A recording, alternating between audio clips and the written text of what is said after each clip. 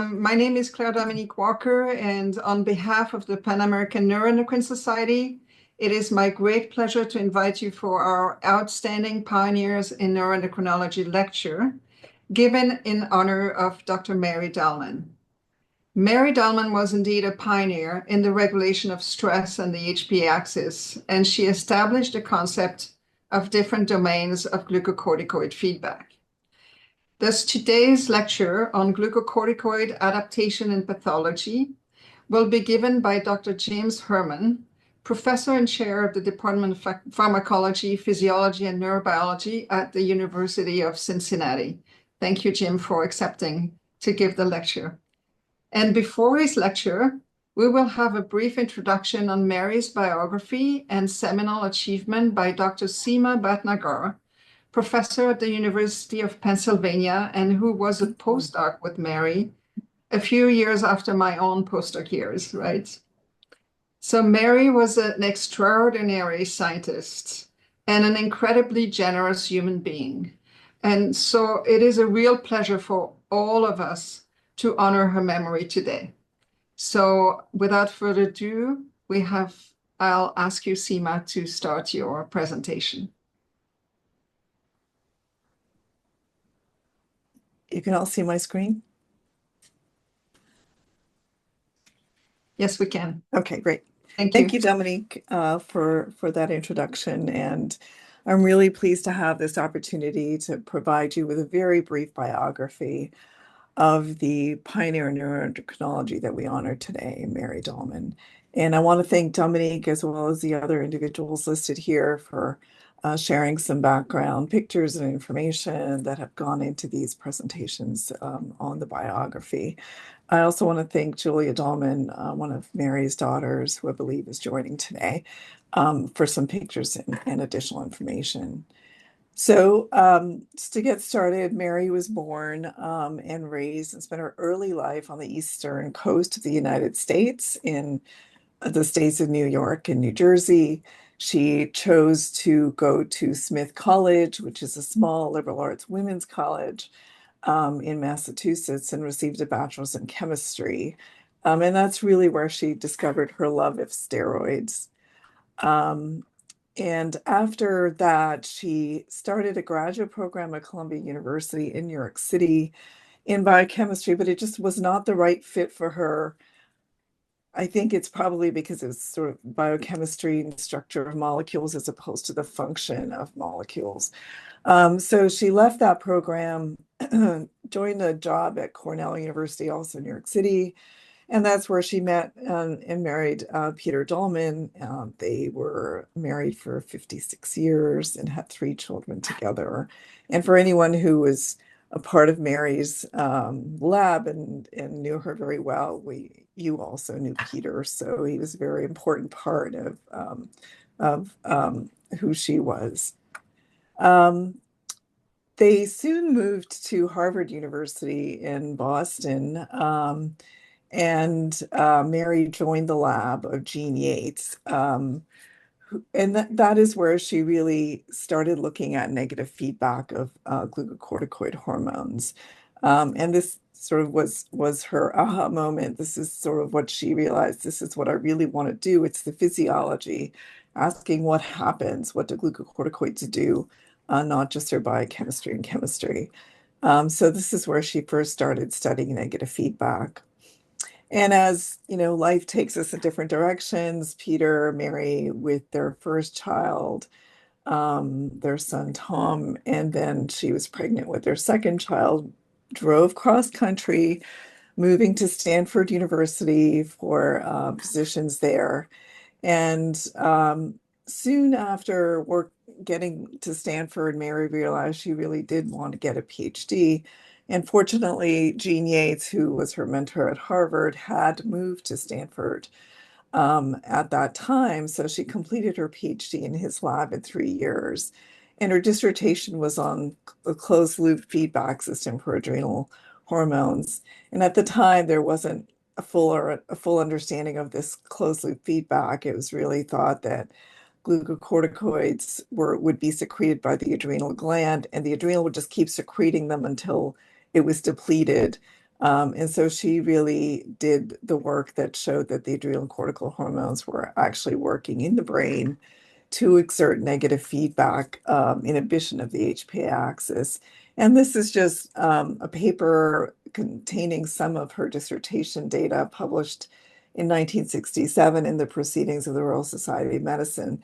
And this, when I found this paper, I was really struck because, in 1967, she was studying um, negative feedback of the adrenal cortical system by injecting glucocorticoids into different brain regions and really mapping out the negative feedback sites in the brain at which glucocorticoids acted to inhibit the HPA axis. And she showed that some brain regions were responsive to glucocorticoids, but other regions were not responsive to glucocorticoids and didn't play a role in negative feedback. So I feel this was such a seminal paper. This was also a time where Bruce McEwen was studying and showing that there were steroid hormones in the brain. I feel Mary and Bruce's work, the critical things were shown in the late 60s, and we're just filling in the gaps now. But that's kind of sometimes how I feel. So after she did her graduate work, she did a short postdoc in Sweden, and then both Mary and Peter moved back to the United States, this time to the University of California, San Francisco, where Peter joined as faculty. He was specialized in pediatrics, and Mary looked for a postdoctoral lab. And the buildings that you see in the bottom right picture on top are the buildings essentially where Mary's lab was over the rest of her career. And this was the main campus of UCSF at the time. So she found the lab of William Ganong in the physiology department and started a postdoc there. This is a picture of the Ganong lab in 1969. He's sitting in the center in the bottom row, and she's in the far left. So she had a very successful postdoc and then received a 5-year career development award. Typically, those would lead to some sort of faculty position. And so she reached out to a couple of department chairs asking for a faculty position, and in both cases was turned down, with one of the department chairs telling her that giving her, a woman, a faculty position would be taking bread out of a man's mouth. So that was sort of the standard, and the difficulties for women seeking faculty appointments at that time. So she said, fine, then I want a reference letter because I'm applying to a different position, the University of California at Berkeley. 4 months after asking and telling them that she was seeking other positions, she was appointed, received her full-time appointment at UCSF, and became the first woman with a full-time position at UCSF in the basic sciences. And this was in the Department of Physiology, where she moved through the ranks from assistant professor to associate to full professor. She was vice chair for a few years and retired in 2008. The pictures on top are from her retirement party. She, as you can imagine, received a number of honors and awards over her career. She was also president of Women in Endocrinology and the International Society of Neuroendocrinology, received Lifetime Achievement Awards, was editor of Endocrinology and the American Journal of Physiology, etc. These are just select few honors and awards that she received. She trained generations of trainees, again, only a select few mentioned here, at both the doctoral level and the postdoctoral level. And some of the biggest scientific accomplishments are listed here, starting with the identification of glucocorticoid negative feedback on ACTH. And for those of you who are interested in the HPA axis or negative feedback of any neuroendocrine system, I would urge you to go look at this article in this review in the recent progress in hormone research. Quite an old article by our current standards, but really it lays out all of our understanding of negative feedback and the fact that glucocorticoids exert negative feedback over different time domains on the pituitary and the brain. And the second article I want to highlight is towards the end of her career, and she received a lot of acclaim for this work, sort of an article in the Proceedings from the National Academy of Sciences that synthesized many years of work from her lab, suggesting that chronically stressed individuals seek out certain types of food or comfort food in order to reduce the CRF that goes up with stress and in order to reduce the anxiety that happens with chronic stress. And seeking out this comfort food can lead to complications such as obesity. So these two are sort of my favorite papers that I always tell people to read if you really want to understand the key parts of Mary's research career, as well as some key findings in the neuroendocrinology of the HPA axis. So what was it like to be in her lab? Well, we were part of a family. Everyone's birthdays were celebrated every year. Many of us went to Mary and Peter's home for Thanksgiving. She was a lifelong source of advice and a sounding board. It's very hard in these slides to get across a view of what her personality was like. She was sort of a larger than life person, funny, told you her opinion, gave you her honest opinion. And if you were in her lab, she supported you for life, essentially. So I wish many of you would have been able to meet her, but she was just a terrific person. I want to end by this slide, speaking of some of the lessons that I took from my time in her lab and subsequent to leaving her lab, both personal and professional lessons. And I would say the first is to go your own way, which is to mean that not everyone follows the same path in their research career.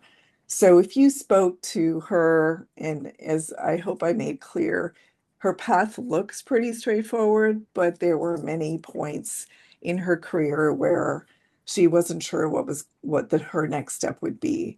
And that's true for a lot of us. And so for those of you who are still going through your career and developing your careers, there is no one way to get to what success means for you.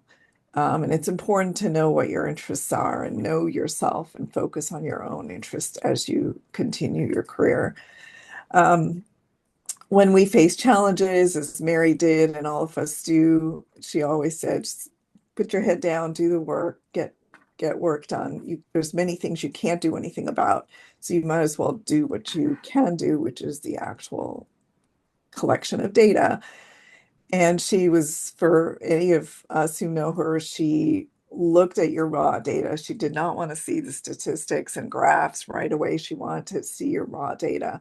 And if it kind of made sense to her and it looked clean, then, it was worth following up and making graphs and data. But really, she wanted to understand if the experiment was successful and clean just by looking at the raw data. And she really knew her data. It's just incorporated into her being. She really modeled a team science approach both within the lab and through collaborations with a wide range of people and other scientific friends. We all helped each other in our experiments. One person led the experiment, but everybody was involved. It's sort of a model that I incorporated into my own lab that I think is really a wonderful way of sharing the beauty of science. And the last thing I would say is, I think she's a big believer in this, that success in science is not a zero-sum game. Somebody else's success doesn't take away from success that you may have. So always be kind and generous when other people are successful. There's more than enough discoveries to be made for everyone. So these are some of the lessons I took away from her. And I hope I've given you a little bit of an idea of what it was like to work with this pioneer in neuroendocrinology, Mary Dallman. So thank you. Thank you very much, Seema. This was a beautiful, wonderful biographical um, story of Mary. There are many stories, but now I think we have to move on. Thank you so much, Seema. Great job. And now we have to move to Jim, who's going to do an equally great job. Okay.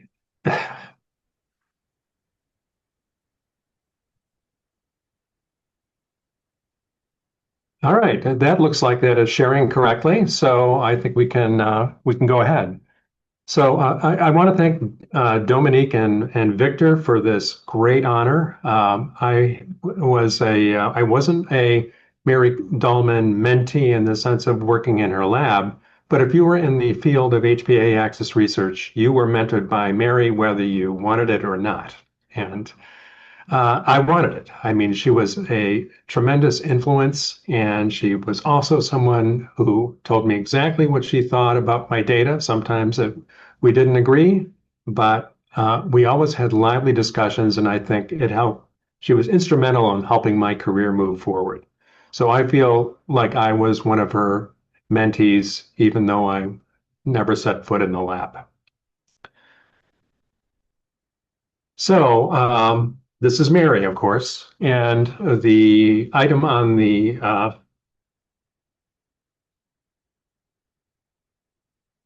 grab my laser pointer here. On the right-hand side of the slide is, of course, the HPA axis with which she was so instrumental in delineating over the course of her career. And this is a pathway that, of course, involves this triple amplification going from femtomoles femtomolar concentrations of CRH going into the pituitary gland, secreting ACTH at picomolar levels, and then going on to the adrenal to secrete at nanomolar levels. And she was instrumental in laying out the mechanisms in the brain, in the pituitary and the adrenal that are responsible for modulation of this very important system. And I really cherish the times that I was able to spend with Mary and had a lot of memorable times with her at scientific conferences. This is Ron DeClute and Mary at a conference in Slovakia, the hills of Slovakia. And below was I had a very special time to be able to go and meet with Mary as well as Dirk and Julie Hellhammer, who are pioneers in the area of human HPA axis research in Trier. What you see on the right-hand side here are three papers whose titles that I was able to pick out that I'm going to be highlighting on and off as we go through this presentation. And the one on the top, this happens to be my favorite. And this is a review that she wrote for Endocrine Reviews with Maureen Keller-Wood in 1984. And as you go through this paper, and I went back through this recently, you just see how prescient she was in understanding the nature of the axis without a lot of the data that we currently have. And like Seema said, as you'll see, we're going to find that we're still filling in pieces of information that came from ideas generated in her lab a long time ago. So this paper is a screening tool for my lab to this day, that if people walk away and aren't impressed by it, they need to go somewhere else. Okay, so our lab is interested in stress biology. And so I'm sure all of us can understand what, these episodic stressors, recurring stressors that happen in our life, for example, when we travel, and also this episodic stressor over here, the NIH funding lines, which who knows where they're going these days. All of these stressors really tell us something about how humans generate their cognitive stressors. So none of these things that you see here are robbing us of blood. They're not making us lose oxygen. These are all become stressful by virtue of the fact that we make them that way. So in many ways, we're our own worst enemies. We make stressors for ourselves and then have to let our physiology figure out how to adapt and how to deal with them appropriately. And the stress effects seem to be getting a little bit worse. Here's the emotional well-being index from the Civic Science. And as you can see, for some reason, since January, our overall emotional well-being has gone significantly down. So a few comments on stress responses that I think are very important, and this applies to glucocorticoids as well as other components of the stress response. And I think the big one is that the stress response is an integrated physiological as well as behavioral entity. Its goal is to optimize survival and well-being, and it does it by whatever means that it can. And so when we talk about glucocorticoids, we're talking about just one component of this overall response. The overall stress responses provide molecular signals that convey contextual information, and this is certainly true of glucocorticoids. Glucocorticoids hit virtually every organ system in the body. There are receptors, particularly glucocorticoid receptors in them, that are able to monitor glucocorticoid levels. And hence, what they're doing is basically spreading a message saying, whatever you're doing right now, there's also elevated glucocorticoids, possibly due to stress, that you have to factor into account when you adjust your physiological activities. And a number of these systems together generally promote a redistribution of energy. Glucocorticoids are interesting in this respect because they both free up energy for usage as well as store energy. And we'll talk about that a little bit in a bit. Most of what these things do is amplify ongoing cellular processes, and this can be beneficial in the case of an acute response or perhaps deleterious in the case of a chronic response. And another point is these systems are rarely a direct cause of pathology. Glucocorticoids, for example, are known to synergize with other types of pathological processes to exacerbate disease symptoms and severity. But very rarely, unless you have renal insufficiency or Cushing's disease, are the glucocorticoids the sole culprit in generating these responses. This is the infamous inverted U-shaped curve, and what I want to really point out here is that the imposition of activation of these stress pathways actually improves systems performance in the acute phase. That you need a little bit of juice, a little bit of cortisol, a little bit of adrenaline to optimally perform, for example, cognitive tasks. And where you get into trouble is when these responses are too large and you get over on the falling phase of the inverted U-shaped curve, or if the responses are insufficient and you have a deficient rising phase of the physiological response. And so our job as organisms is to match the response, the magnitude of the response, with the context in which that response occurs. And surprisingly, the majority of us do this very well, but this still remains one of our elemental challenges in trying to deal, cope, and manage stress. And again, we'll talk about that in the context of Mary in a bit. And so glucocorticoids signal through a number of different mechanisms. The most important are genomic and non-genomic mechanisms. And so the genomic mechanisms, the underlying glucocorticoid signaling, involve a pair of receptors, a high affinity, low capacity mineralocorticoid receptor, and a low affinity, high capacity glucocorticoid receptor. And the glucocorticoid receptor is thought to be the receptor that governs most of the stress activated actions of glucocorticoids because they register the higher levels. And pioneering work from DeClude and others have shown that there are direct effects of glucocorticoid receptors on gene expression, and there are also indirect effects that not only do GR and MR bind alone or together as heterodimers to modify gene expression, but there's also evidence that both of these receptors can essentially bind to other proteins in the nucleus and influence their ability to modulate gene expression. So it's a complicated process.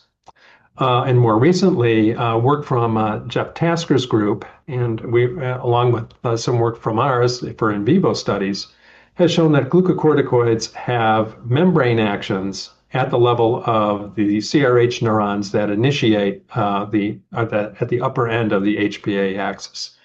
So these glucocorticoids bind receptors. We think they may be the same glucocorticoid receptor, but we're not completely sure. And these mobilize endocannabinoids, which then are feed back onto presynaptic glutamate terminals and rapidly shut off the CRH neuron. What this gives us is the ability of glucocorticoids to signal in the realm of hours to days in terms of the genomic actions, and in seconds to minutes with respect to the non-genomic actions. And it's thought that these non-genomic effects are the source of the fast feedback inhibition that Mary so elegantly studied back in the 60s and early 70s. So what I'm going to do today is, rather than talk about what we're doing in the lab right now, I'm going to talk a little bit about how we frame the integrative biology of glucocorticoids.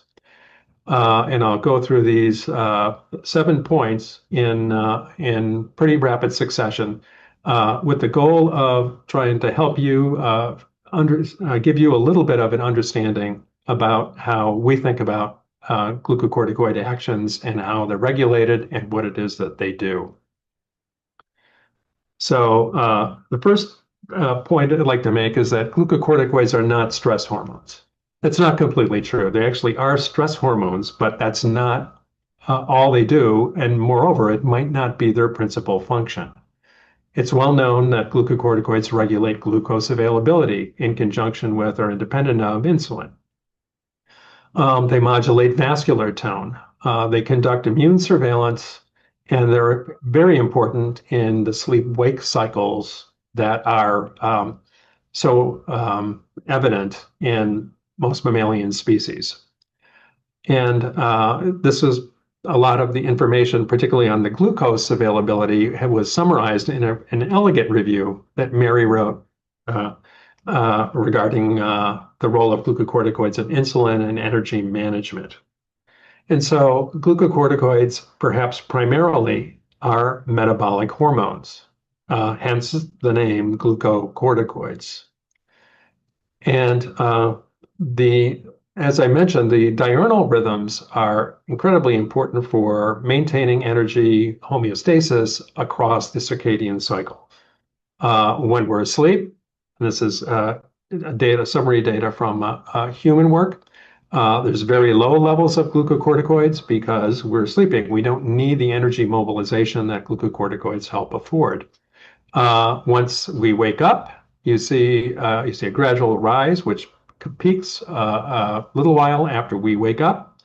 And this supplies us with the energy, helps supply us with the energy that we need throughout the day. And you'll also note superimposed on this graph that there's a little bit of chop in the secretory profiles of glucocorticoids across the day.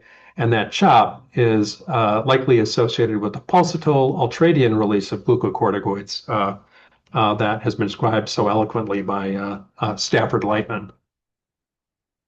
So are they metabolic hormones? And this is a meta-analysis that was done a couple of years ago, looking at data from a number of human studies correlating glucocorticoid levels with metabolic rate. And here you can see this overwhelming positive relationship that is evident between glucocorticoids and metabolic rate over a number of different studies from a number of different labs. So really kind of highlighting the point that, yes, glucocorticoids are released during stress, but these are really also need to be considered as metabolic hormones. And importantly, the metabolic effects of glucocorticoids can't be ignored as you're trying to analyze what it is, what they do, or what their effects are.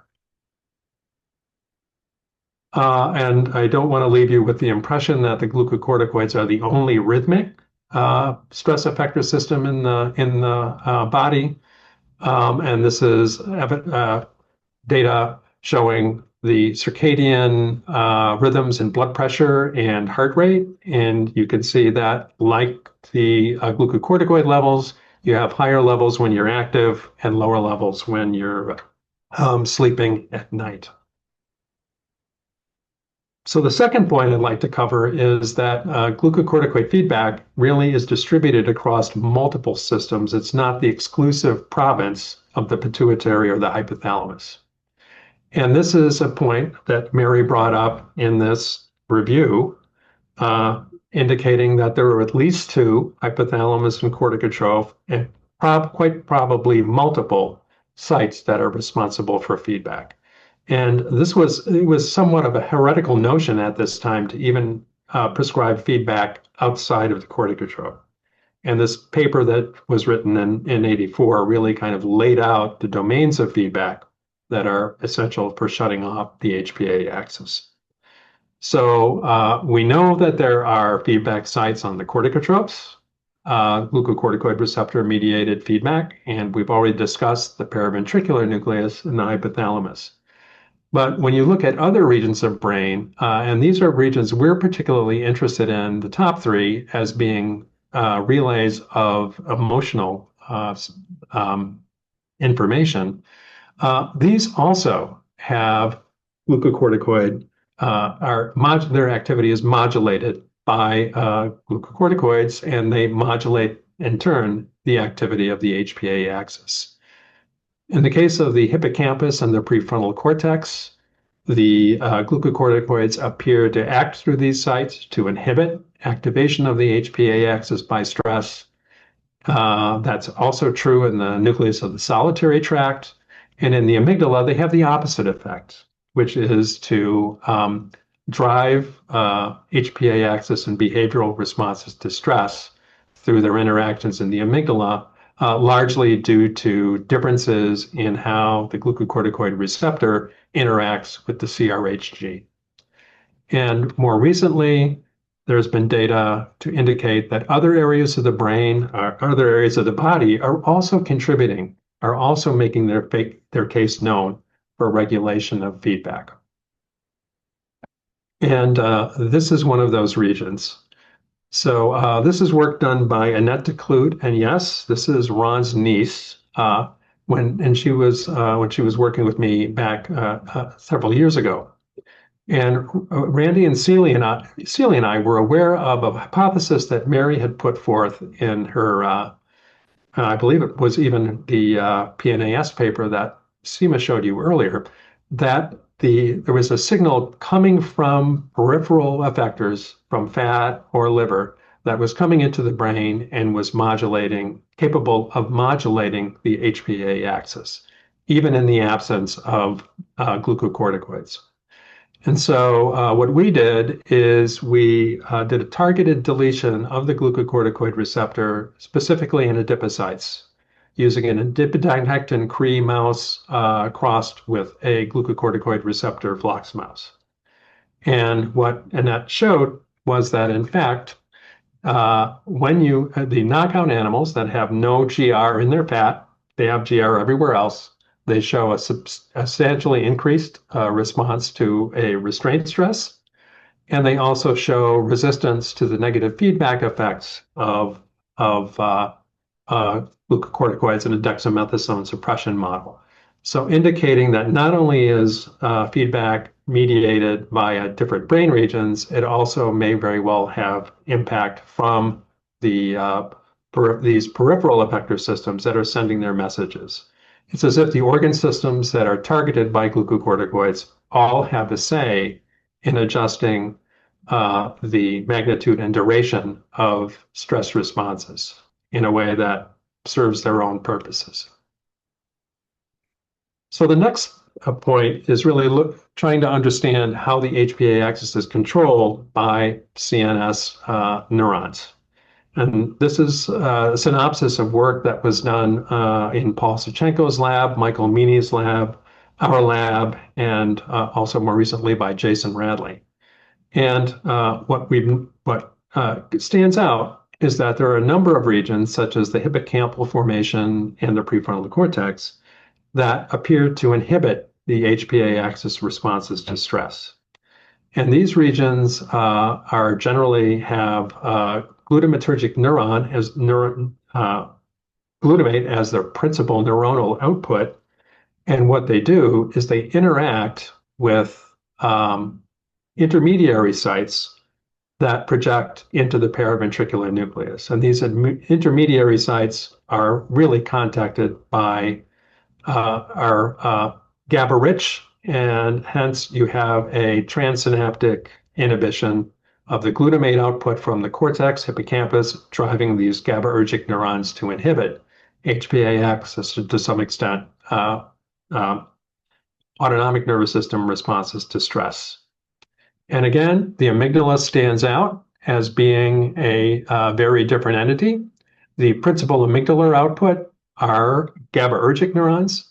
These go to the same neurons in many cases, innervated by prefrontal cortex and hippocampus, but they have a different message to send. They inhibit these intermediary projections to the PVN and result in a transsynaptic inhibition. So giving us a mechanism whereby the brain can essentially use emotional information to either supercharge the HPA axis response or dampen it.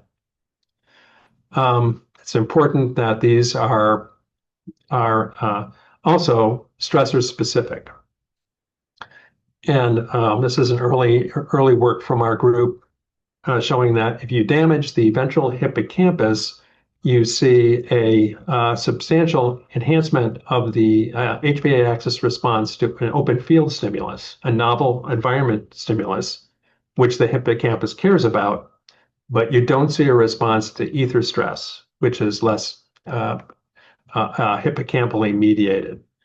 And this is indicating that, yes, these regions of the brain appear to be involved in feedback and control of the HPA axis, but only when these regions care about the stimulus that is causing the response. So this is indicating a stressor specificity of the top-down systems. There is also stressor specificity amongst the bottom-up systems, and this is work done by Paul Suchenko. And what Paul did was basically lesion inputs to the paraventricular nucleus and test a physiological stressor, interleukin-1, and a foot shock stressor, putatively psychological. And here it was the opposite of what we saw with the hippocampus. If you damage this projection to the PVN from the NTS region, you see you block the effect to the physiological stressor IL-1, but not the effect to foot shock. And even at the level of activation of these limbic structures, this appears to be stressor specific. This is work from Trevor Day's group.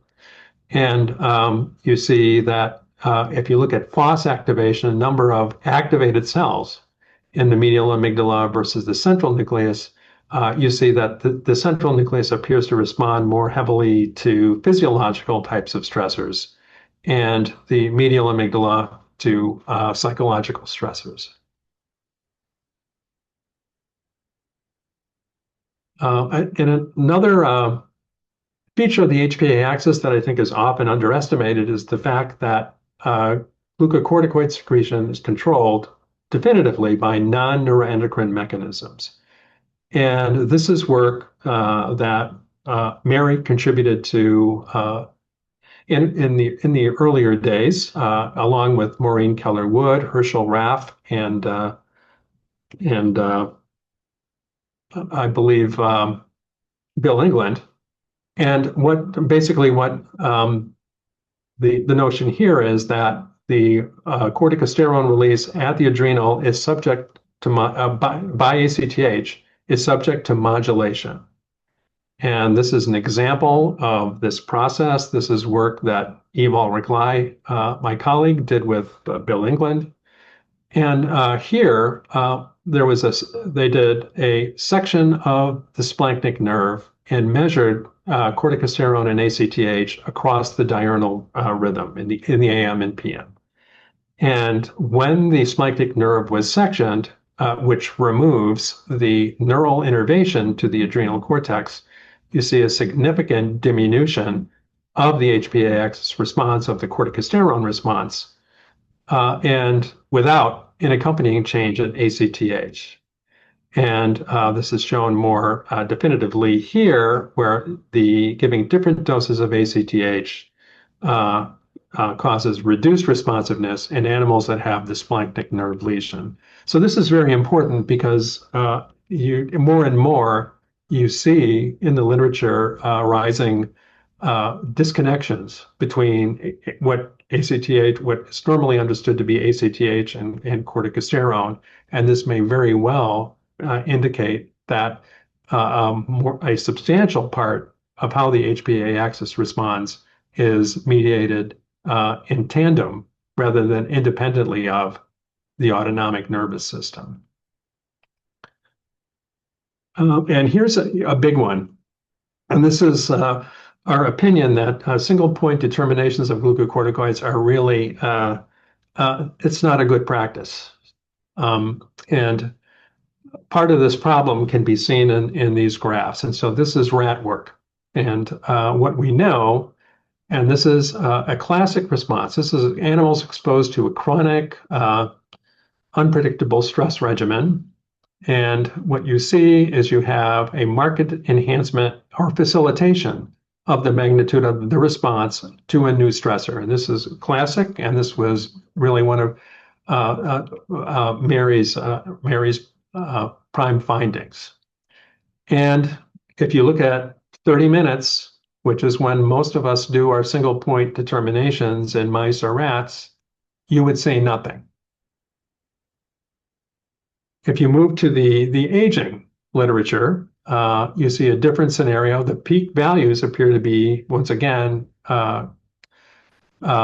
comparable, but you have a marked retardation in the overall shutoff of the HPA axis.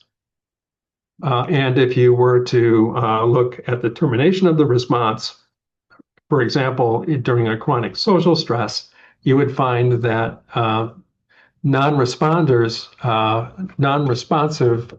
subordinate animals really don't have severe adrenal insufficiency, yet you would never get that if you had taken one time point. So the take-home point here is that it's really critical that when you're considering measurement of glucocorticoids, that you employ time courses. And this is true in human. This is work from Emma Adam on the left. And in looking at major individuals with major depressive episodes. And what happens here is if you look when they just wake up, you're not going to find any significant differences. Or if you look a few hours later, you won't find any significant differences. Where you see the differences are in the cortisol awakening response. And this is an emergent phenotype that is being shown for numerous disease states, suggesting that it's this initial waking up response that is really associated with the pathologies. And this is also another incidence of this. This is work from Phil Gold's group a number of years ago. If you were to look in this particular depressed sample, there would be no change in glucocorticoid levels if you looked only in the evening.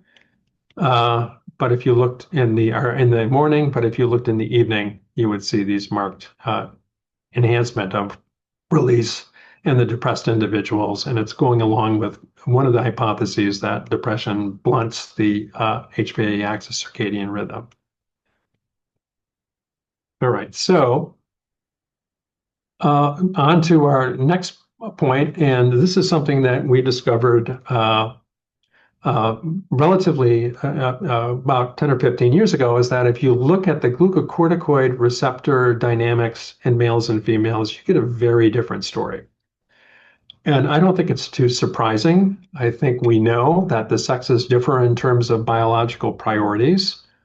There are sex differences in peripheral metabolism, ranging from how fast cortisol is cleared to also the contribution of CBG, corticotropin binding globulin, which is much higher in levels in females. One can argue, particularly for rodent species and most mammalian species, that it's a bigger problem for females. Quite often, females have lower body mass and fat mass, so they can't afford to have a stress response drive their feeding phenotype to any significant effect. And the stressors are going to affect the ability to reproduce and nurture. And if you look at stress-related diseases or glucocorticoid-related diseases, women are much disproportionately likely to be diagnosed with a number of these conditions, from major depression to chronic fatigue syndrome. And there's even evidence for differences in disease symptom presentation amongst the sexes, with depressed men reporting more physical symptoms than women, and women with PTSD not exhibiting changes in cortisol, lower cortisol that are seen in men. So these sex differences are pronounced and biologically important. So we decided to test this within the context of our work understanding glucocorticoid receptors in brain. And so in these studies, we once again, used mouse lines to selectively target the glucocorticoid receptor in glutamatergic forebrain neurons. And so this is a bit of a blunt tool in terms of being able to distinguish the individual brain regions, because glutamate is localized in addition to the hippocampal formation and the prefrontal cortex, also to the basolateral amygdala and other structures. So this is better than a whole body knockout, which does not do nice things to the animals, but it still has its limitations over overall interpretation. But at the end of the day, what we did observe in males, you have a significant prolongation of the HPA axis response in terms of corticosterone. And this was also seen by Lou Muglia's group as well as the Max Planck group. So this appears to be a reproducible phenomenon. And then if you look at behavior, looking at passive coping responses in the forced swim test in terms of immobility, the knockout also drives up that passive response. And if you look on the right, you see absolutely no effect of this manipulation on females. It's as if the HPA axis could care less if these neurons do not contain glucocorticoid receptors. Well, let's switch it up. So this is work looking at what happens to HPA axis responses under these conditions following a chronic unpredictable stress regimen. And on the left, you see the classical facilitated response, that animals that have been exposed to the chronic unpredictable stress, when they get a new stressor, they hyper-respond. And that is not affected at all by glucocorticoid receptor deletion. Now, if you head over to females, they show a very different phenotype. The females do not show a potentiated response to chronic unpredictable stress. They appear to be resistant to the facilitation phenotype. They only show the facilitation phenotype when the glucocorticoid receptor is deleted in these forebrain neurons. So in terms of the role of the glucocorticoids, rather than being present in the case of acute stress, it appears to be an emergent property of chronic stress, and its importance may be in limiting the impact of chronic stress on the female organism. We were also interested in understanding whether the glucocorticoid receptor is the receptor responsible for the fast feedback effects in the hypothalamus. And for these studies, and these are two studies that we did in collaboration with Jeff Tasker, we bred, once again, GR flox mice with mice having creek recombinase driven by a SIM1 promoter. And SIM1 is a homeobox gene that is selectively expressed in hypothalamic neurons, and in particular in neurons in the paraventricular and as well as supraoptic nuclei.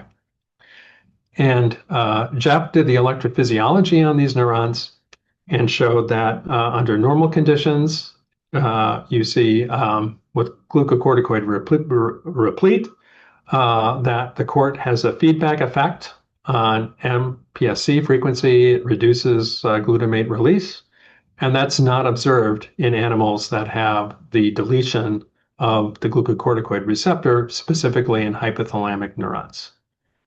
And we did the in vivo studies to accompany these and show that, in fact, yes, in males, this is true, that if you knock out the PBN glucocorticoid receptor, you see a substantial enhancement in the magnitude of the HPA axis stress response. In males, once again, in females, this does not appear to be regulated by this mechanism. So once again, highlighting that there are significant differences across the sexes here.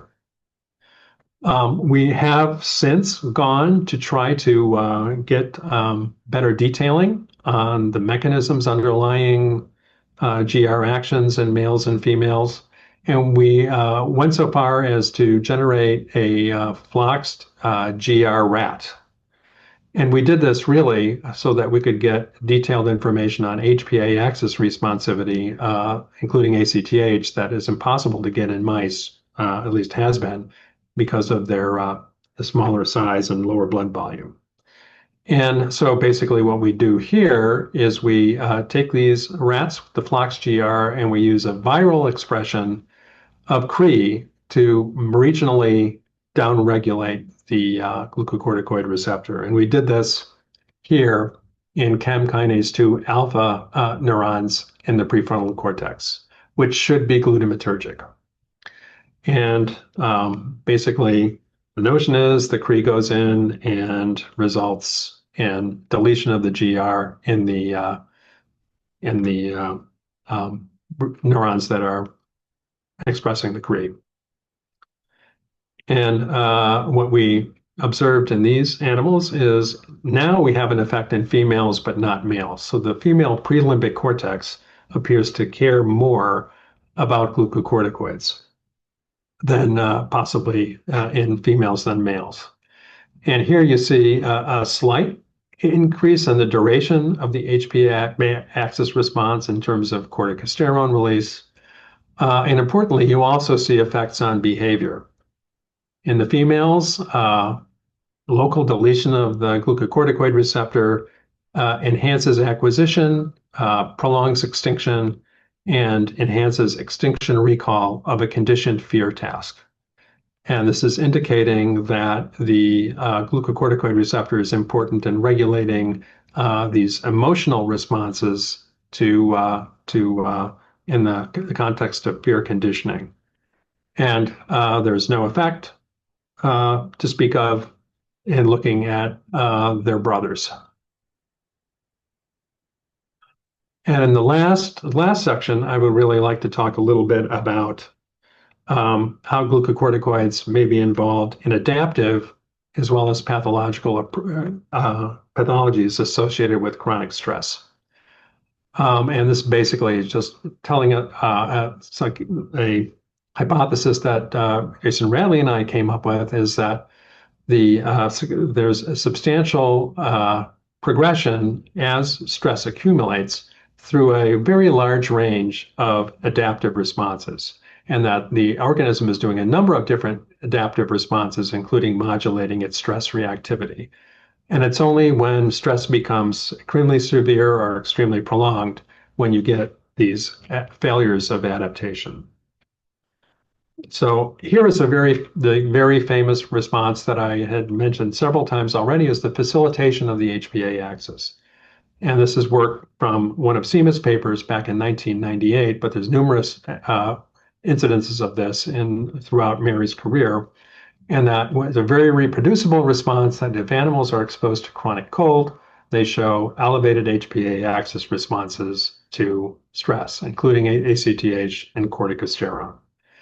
And our group has shown using a chronic unpredictable stress paradigm that you see an enhanced adrenal sensitivity to ACTH in animals that have been exposed to this chronic unpredictable stress regimen. So that's being sensitized in two ways: overall drive through facilitation, and even at the adrenal through enhanced reactivity. How are the glucocorticoids involved? So we're once again focusing on the prefrontal cortex here, looking at the infralimbic cortex, and these are males now.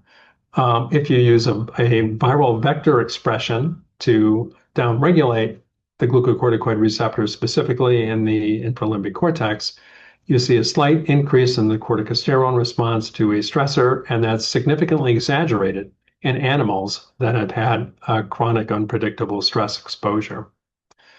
And interestingly, if you do a different manipulation, and here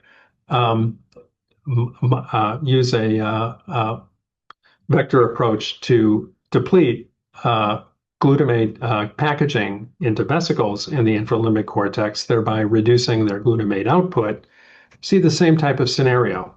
Under baseline, no CVS conditions, a small increase, and then this is largely exaggerated in the animals that are exposed to chronic unpredictable stress.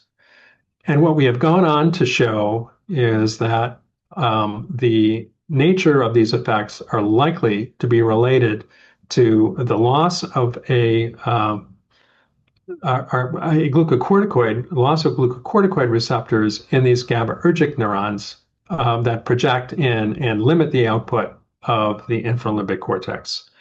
And so what we believe happens, and there's evidence from Matt Hill to this effect, that if you delete the glucocorticoid receptor or block it in these neurons, you will enhance the inhibitory trace, and you will thereby inhibit the overall output of the infralimbic cortex, and thereby remove the information from the infralimbic cortex that regulates stress responses.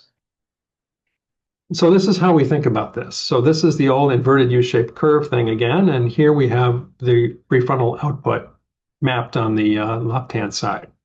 We believe it's decreased under chronic stress conditions, particularly chronic unpredictable stress conditions, due to this hyperinhibition.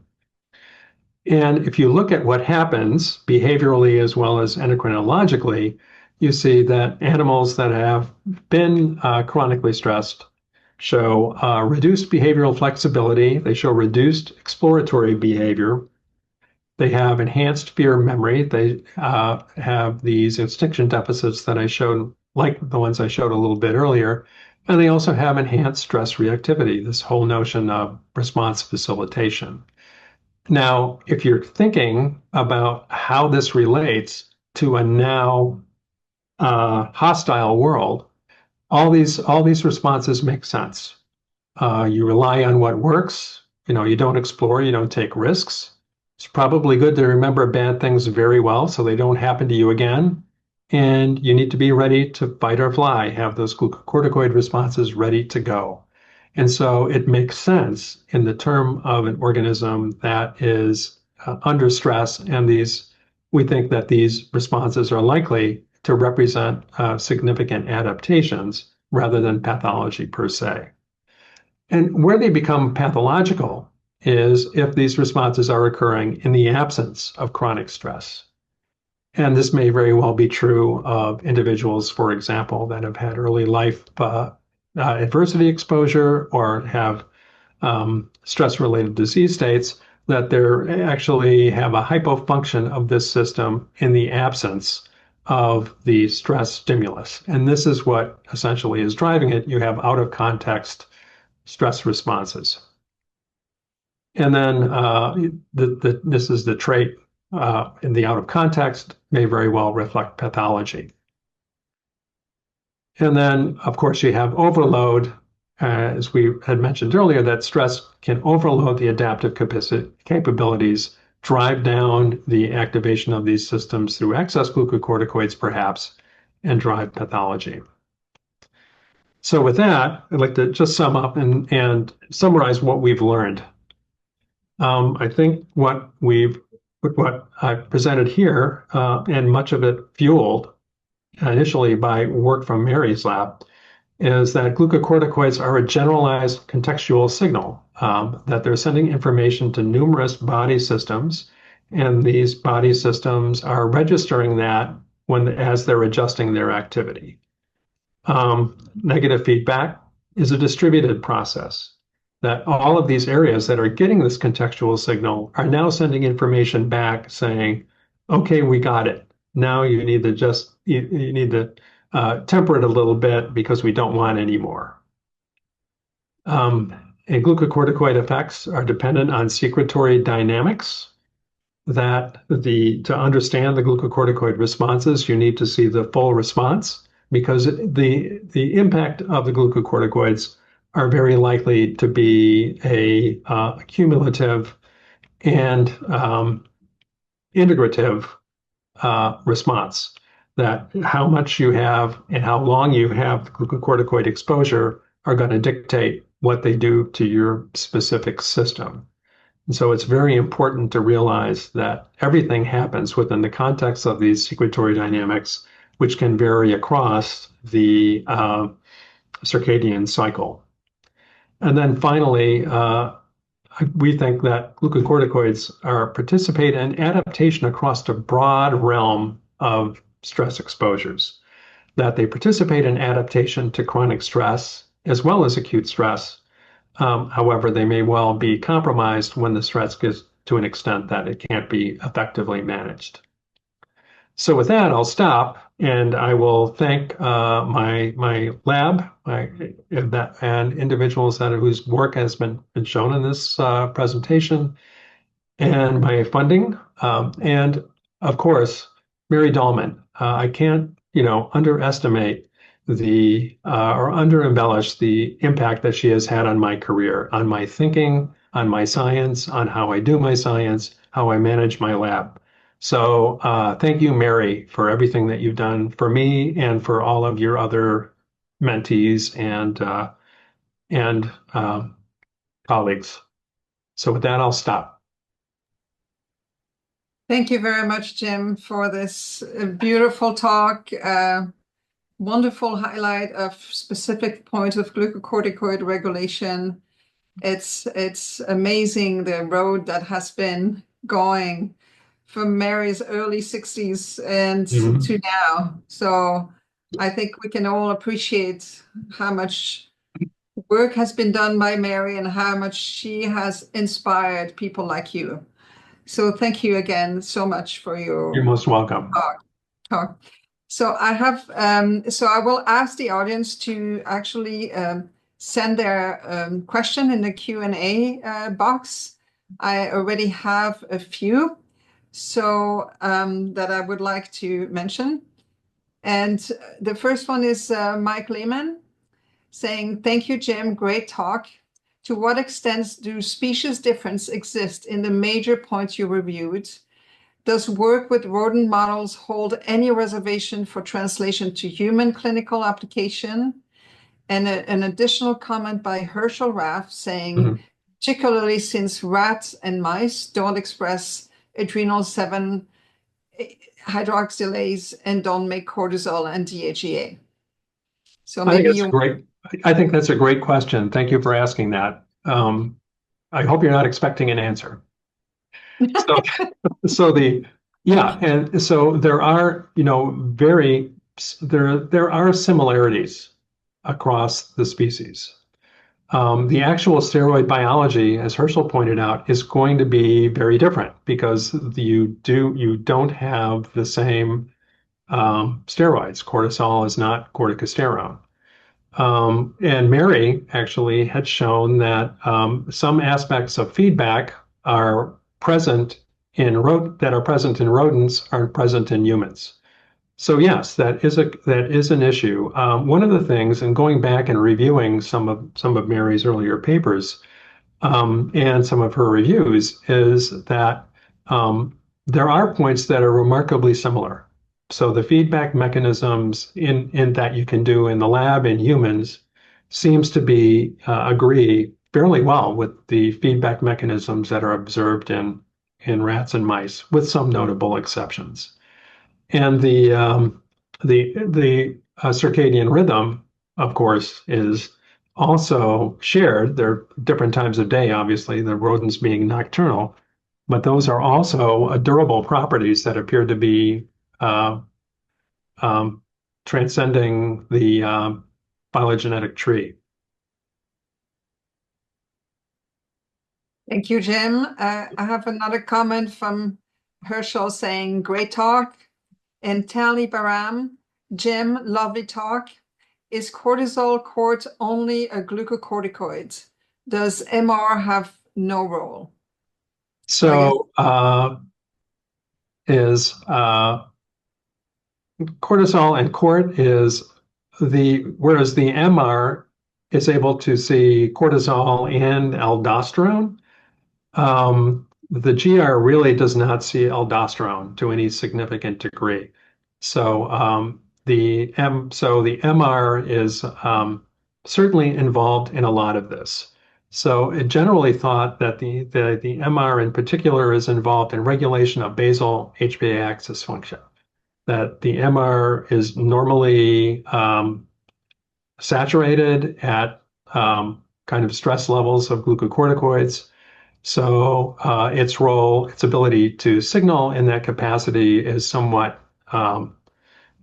less clear. That said, there's been work from Ron's lab, from Marianne's lab, from others that have shown that MR does play a role in these things. It just is not as extensive a literature to really go into that. It's a bit harder to study just because of the lack of, in some cases, tools, and also the problems with the ability to understand the low level amounts of MR activation that may be occurring. So I think it's an area open for study. And I have to answer this question every time I talk with Ron and Marianne as well.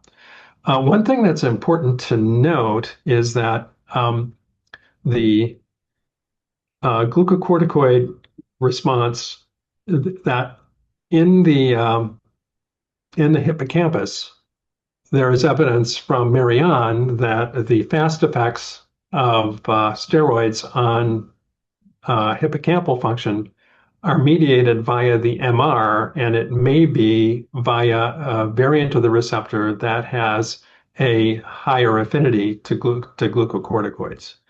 And so there is some evidence that you do have these crosstalk between these two hormones, and I think we still have to factor that out. Thank you, Jim. I have a comment from Deborah Sukeki. Such a pleasure to be in this event of remembering Mary Dallman. Thank you, Jim, for the great talk. And I have a question from Kelly Church regarding the concept of adaptation and pathology of neural circuits involved in glucocorticoid feedback. Do you have thoughts regarding whether these feedback mechanisms become hardwired, reorganized, or are these mechanisms transiently altered during chronic stress exposure? My feeling would be that these are transiently modified, and that's certainly based on the adrenal sensitivity argument that you're having colliding with the glucocorticoids a elevated autonomic activity, which is synergizing to enhance the sensitivity of the adrenal. At least that's what we think is happening under chronic unpredictable stress. So I think there is, and that is likely to go away if you remove the animal from the stress exposures. And we've also shown that when we take animals away from chronic unpredictable stress, their glucocorticoid dynamics tends to go back to normal. It takes a while, but it does occur. Thank you. Question from Jason Radley. Great talk. Do you have any insights into why, while the effects of glucocorticoids are considered to be catabolic, and in the case of the CNS hold with PFC and hippocampus, yet appear to be anabolic in the amygdala in terms of plasticity and activation? Yeah, that's yeah, thanks for asking that, Jason. But it is notable that work from Anna Meyer's lab a few years ago showed that the glucocorticoids interact with the CRF gene, and that they interact with the CRF gene in a different way in the amygdala than they do in other areas of the brain.